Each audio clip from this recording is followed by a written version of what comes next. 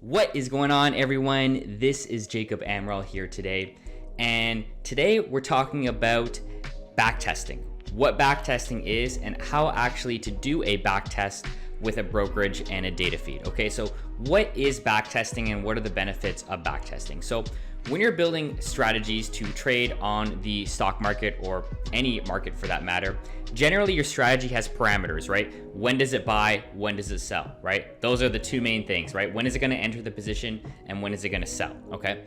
Now with backtesting, basically you're taking a strategy that has set criteria and parameters and you're testing that strategy over previous historical data, right? Say, for example, you had a strategy that bought when the market opens at 9:30 a.m. Eastern and sells when the market closes at 4 p.m. Eastern, right? That would be your strategy. You have a buy and sell, and then maybe you try that over the past 2 years from 2018 until today, December 2020. And with that back test, what it's going to do is it's going to, simulate those trades. It's going to say, okay, every day buy and sell, how much would you make, right? What is your net profit? What's your returns? What's your risk? What's your drawdown, commissions, that sort of thing. You're basically taking a strategy and you're testing it over previous historical data and getting some type of result and analytics with that, okay? So the biggest benefit to back testing is it increases your confidence when you're going live with your strategy, right? When you're going to use real money in a real life scenario in the markets. It gives you a bit of confidence in how well it's going to do, and then you can make investment decisions from those analytics, right?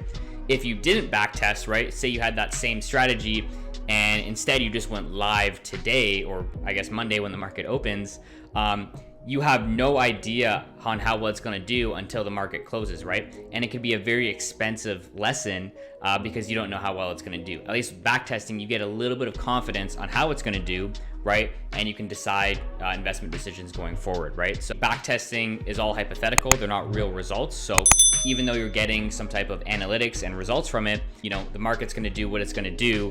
And, just because your backtest could be great, the market could change in one day and not be in your favor, right? So it's not real results. It helps a little bit, but at the end of the day, real market data, real trades is what is gonna, see if your strategy is good or not. So backtesting just helps you kind of prepare for it. It's like studying a little bit for an exam.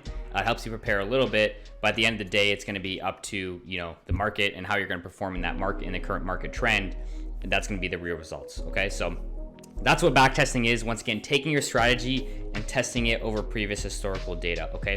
Forward testing would be exactly what it means, taking your strategy and trying it live, right? And, I guess you could say, running your strategy with a paper trading account is some type of forward testing. Even though it's not real money and real results, you're still testing in a live market scenario. So you could classify running your strategy live with a paper trading account to be forward testing, but once again, it's not real money, so it doesn't count at the end of the day in terms of end performance, but it does help. Huge benefits to backtesting. If you have access to some type of backtesting software, and I'll show you later in the video how to do it, use it to your advantage. I think everyone watching this video should be backtesting and have some type of education when it comes to what is a good, backtest. Biggest benefit of backtesting too is, you get these analytics and results. Most third-party software vendors offer some type of results from your backtest, right?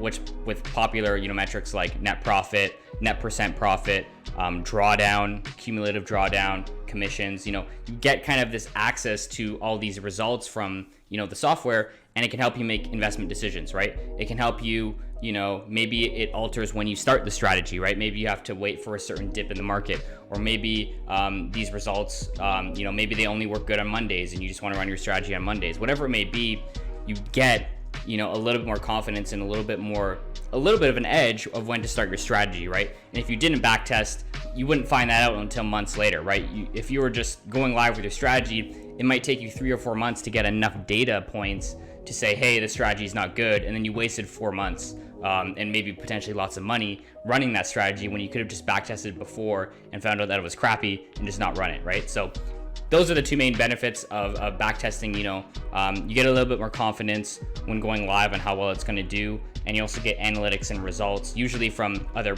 software vendors, if you're using a third party, to help you make investment decisions. So now that being said, there's two options for backtesting. Generally, the fastest option and the best option is using software already out there. So for example, I use NinjaTrader, which is a brokerage and also a third, basically a software vendor to backtest and run strategies live. Okay, so they have a whole backtesting suite available that I can use and I can run on many different assets, and it spits out a lot of great information. There's other popular ones like TradeStation. There's open source ones like backtesting.python.py. You could also build your own backtesting software if you want to. Obviously, that's way more time consuming and could take you months, if not years, to complete. I don't recommend that unless you have something very, very custom and specific that you need, or obviously if you're going to be selling that software to other customers in the future, then it's probably worth it. But in most case scenarios, I recommend setting up with a third party, or already existing software out there like NinjaTrader or TradeStation to do that. In seconds, you can have basically the ability to backtest multiple different assets, and they do all the calculations for you. It just makes your life easier. It's just worth it to pay them to do it. Like I said, unless you want to have something really custom or you want to sell it to other people, that would be the only other scenario where you'd want to build it your own. In most cases, you just want to use something that's already existing. Okay. All right. So how do you backtest? So obviously you're going to need software to backtest, right? Some software that has logic that knows what the strategy does when it buys and sells, and then the actual logic to run the strategy with previous historical data. Number two is you'll need some type of data source, right? You'll need a data feed, right? So what I'm going to show you in the next couple seconds here on NinjaTrader how to connect a data feed, but you'll need some type of data feed, usually where you have to pay. There is other options where you can get free data from websites, and especially if you build your own backtesting software, you might be able to import that data, but that's another option as well. There's many free options when it comes to data feeds. If you're looking at stuff for futures and options, that's a little bit more tough to get free. Generally, you're gonna have to pay a little bit of a prettier penny to get access to those data feeds. But something like stocks, and I think Forex is a lot cheaper, and there's lots of free options out there. In terms of granularity, that's another option. Obviously, if you're getting free data, you might not be able to get tick data or even minute data. They might only offer daily data. So it depends on the data feed provider. NinjaTrader has I think over 10, but it all depends on who you sign up for. So let's hop in. I'm going to be doing a sample backtest with NinjaTrader and show you how to set it up and actually run a backtest. Okay, so here is how to perform a backtest with the NinjaTrader platform. Most software services will kind of have a similar setup where you have to set up a data feed connector and then actually run the backtest. Okay, so here is NinjaTrader locally on my computer, and when I open the program, I have a bunch of data feeds here, right? And what data feeds are is basically a connection to get a historical bar data, so open, high, low, close, right? Every asset change in price usually has an open, high, low, and close value, so it gets all those values, as well as a live streaming data to actually get what the current market prices are when the market is open. Okay, so with NinjaTrader at the top here, if you hit connections and then configure, you can set up a bunch of data feed connections, right? Some popular ones being Interactive Brokers, Kinetic, Continuum, Coinbase. If you want to get crypto, they got tons of options here.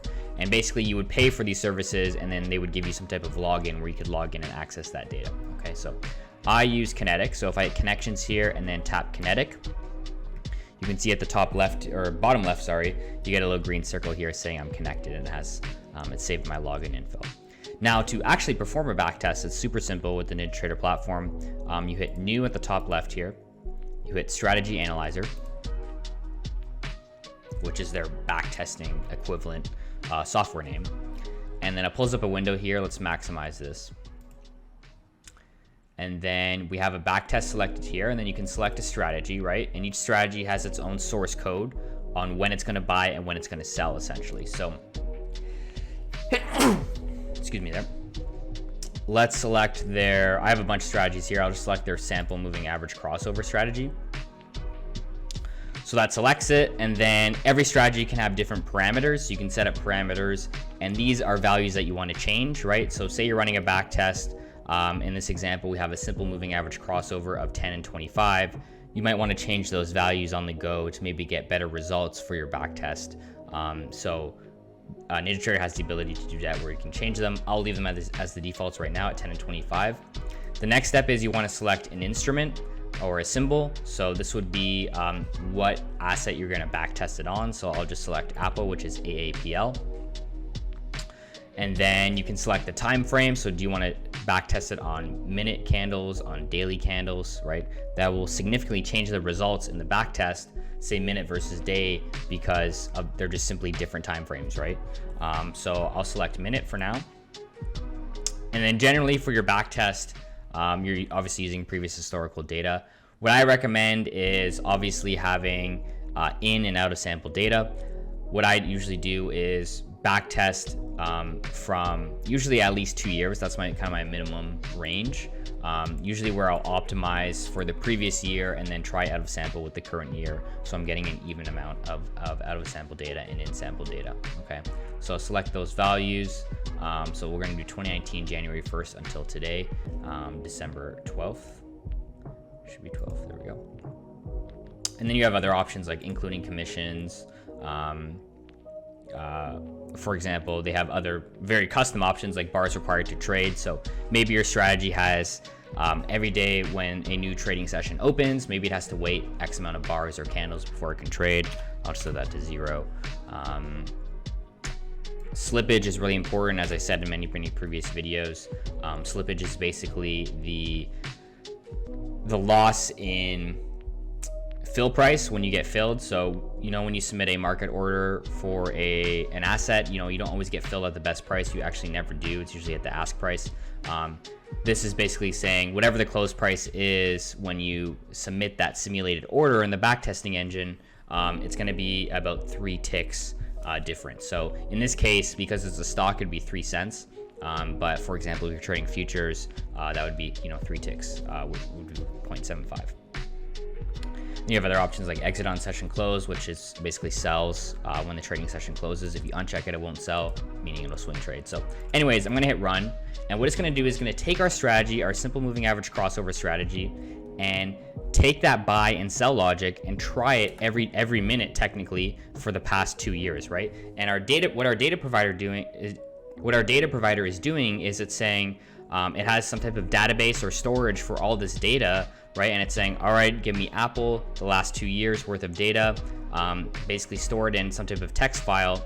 And then NinjaTrader has its own, backtesting engine that will take our logic and read that file and do buy and sell trades and sell do those simulated trades and keep track of their results. Okay, so after we run, we get kind of a result output of what actually happened with this, strategy. And we can see that it lost $33,000. Okay, so there's a lot of assumptions when you run a back test, right? And you have to, when you talk about all these assumptions. So by default, NinjaTrader trades 100 shares at a time, right? So these, you can see the quantity for all these trades is 100. So if we, did a lower quantity, we'd get way different results. Okay, but now we have analytics, right? We have analytics of how the strategy did, right? And it didn't do too well, obviously. There's lots of ways to make a back test better. Obviously, playing with different values, optimizations, which maybe we'll talk about in a different video. Changing simply the time frame can make a major benefit. I've had strategies where just changing the time frame to 60 to 90 minute or 60 to 120 minute drastically affected the results of the back test, and sometimes made them better, sometimes made them worse, right? So there's many obviously parameters that you can change and tweaks you can make to make it better. You don't want to get in the rabbit hole of trying a billion tweaks and you're spending days, weeks, and months on a strategy. At that point, you're probably just overfitting and you need to work on a new strategy. But there's definitely, things you can change to make your strategy better. And what I recommend is having no more than maybe 3 or 4 parameters max that you're changing at one time. Because then at that point, if you're going more than 4 parameters, you're just, you're playing with fire and you're not moving anywhere. You're just going to be in that hellhole of not being able to get out and you're spending all your time on one strategy when you could be, using your time more efficiently on other strategies. So anyway, so we get kind of analytics results of how it's doing. Obviously net profit is just one metric. There's many others. Max drawdown, of the strategy. So this is generally at what point in time would be the worst case scenario of how much you're down. In this case, it would be $33,000. You have some Sharpe ratio, Sortino ratio, which are different calculations for your efficiency with your money.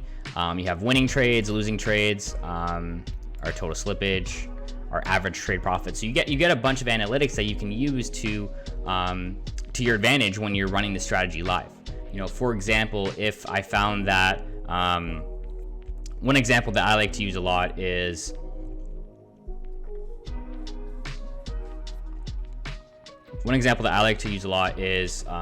so when I stop a strategy, generally I have a certain rule of when my strategy is stopped, when I'm not running it live anymore.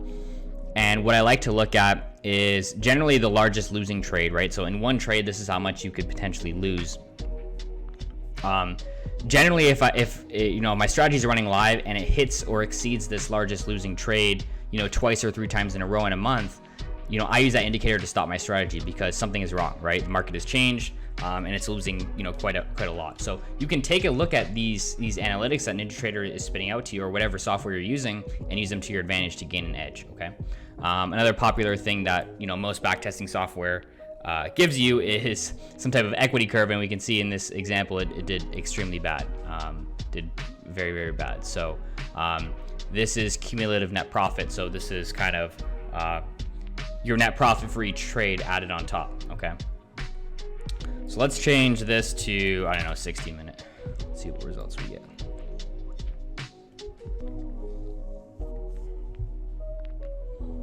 See wildly different results. But anyways, and then you have other options like this is net profit daily on a daily basis, right? We can look at day of the week.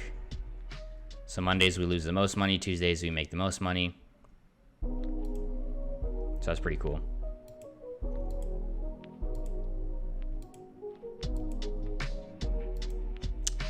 What else can we look at? We can look at, I have to go back to daily to do that. I also like to look at like monthly profit, like how much can you make in a month, something I like to look at. And then obviously max drawdown per month. So on the worst possible month, you could lose $1,700. So this is a lot of good information, right? This is going to build that confidence. So when you're running your strategy live, you kind of know what's going to happen, or you have a statistical chance, a probability of what's going to happen, right? And you can use that to your advantage to alter when you start the strategy, or maybe it's a rule that you have that you set risk based on these analytics, right? This is what quant traders do. They spend all their time every day looking at these analytics and making models based off of that. It has a strategy when to buy and sell, but also when to stop the strategy and when to, maybe put it to rest. So everybody should be backtesting, right? Like, I don't think anybody should be trying a strategy and going live with it with real money blindly, right? Unless you have unlimited money and you don't care.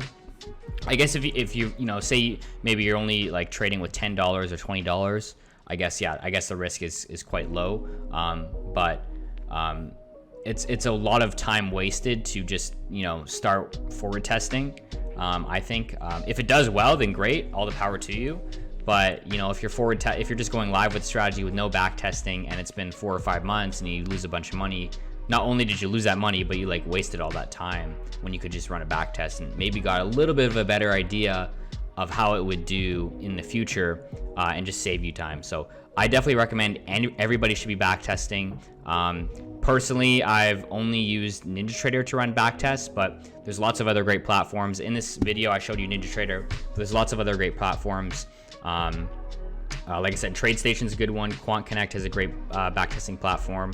And there's many others. There's an open source backtesting platform called backtester.py as well. So if you're into open source stuff and free stuff, and you know Python, there's a backtesting engine as well, which is backtesting.py. So that's another option as well. So anyways, I hope you found value in this video. Like I said, everybody should be backtesting. So let me know in the comments below if you're backtesting, and let me know what kind of metrics you look at. Personally, I like to look at expectancy, how much profit can I make per trade, and then return to drawdown, like how much percentage can I return versus the potential drawdown that I have? And then obviously, you know, looking at Monte Carlo simulations and seeing, you know, if I ran 1,000 simulations with my strategy, how many of them would be profitable, for example. So let me know in the comments below what metrics you like to look at. But like I said, everybody should be backtesting. Think of it as preparing for an exam. You want to study, right? And backtesting is that tool that allows you to study. Obviously, there's some caveats with backtesting. Make sure you don't overfit. Make sure you're backtesting within and out of sample data to get a better feel if it can survive without being optimized for a certain time frame. There's many other, you know, things you can look at. Maybe we can do that in a separate video. But anyways, hope you found value in this video, guys, and we'll see you next week. Peace out.